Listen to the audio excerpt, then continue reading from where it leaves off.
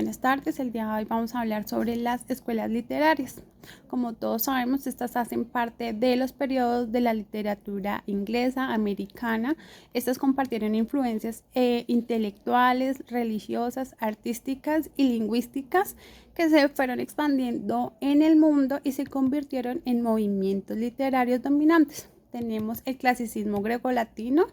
Este se agrupa en obras literarias de Grecia y de Roma. Sobresalen en su excelencia artística y se considera modelo o referencia. Se consideran clásicas las obras poetas del romano Virgilio o del dramaturgo griego Sófocles.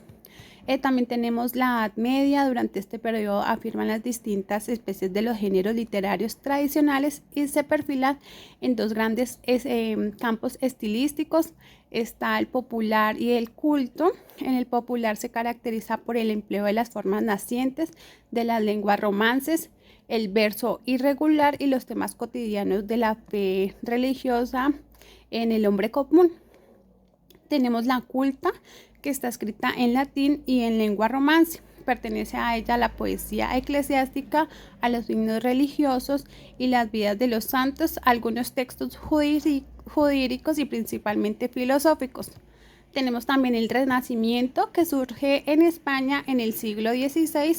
Se produjo una imitación de los escritores de la antigüedad y de grandes escritores italianos en el siglo XIV. Como Dante, Petrarca y Boccaccio. Su ideología es contraria a la medieval. También tenemos el barroco, que esta surge a finales del siglo XVI y comienzos del siglo XVII. Comienza como a popularizarse recién a mediados del siglo XVIII. Podríamos decir que es un estilo encargado de adornos ligados a la extravagancia y la exageración, que surge como una reacción contra el estilo rígido y lineal equilibrado al Renacimiento. Una de las características es la melancolía del barroco, que se considera la angustia, el sufrimiento y el dolor que son propios de la condición humana. Seguimos con el neclasicismo. Esta surge en el siglo XVIII. Es una escuela literaria que vuelca su mirada al desaparecido de los mundos antiguos, griegos y romanos, que forman como para copiar las formas y reproducirlas. Una característica es de los escritores proponen imitar modelos clásicos y ajustarlos a severas normas literarias basadas en las clásicas Aristóteles y de Horacio. En el romanticismo es el movimiento literario que surge en Europa finales del siglo XVIII y se extiende hasta mediados del siglo XIX. Este término romano se empleó por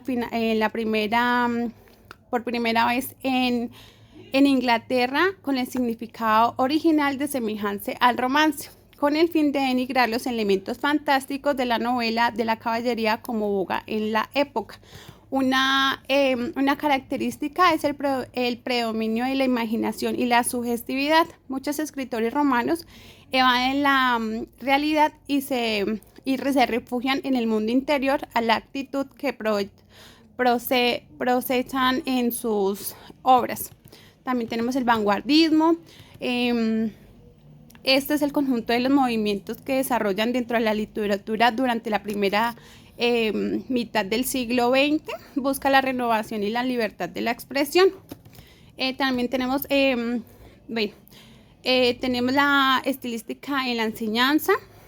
Pues en el ámbito de la lingüística estudia el uso artístico o estético del lenguaje en las obras de teatro, en la lengua común, en sus formas individuales y colectivas. Pues estos recursos también nos permiten aportar énfasis a la belleza de un texto más allá del uso convencional del lenguaje, recurriendo a la fonética, la sintaxis y la semántica.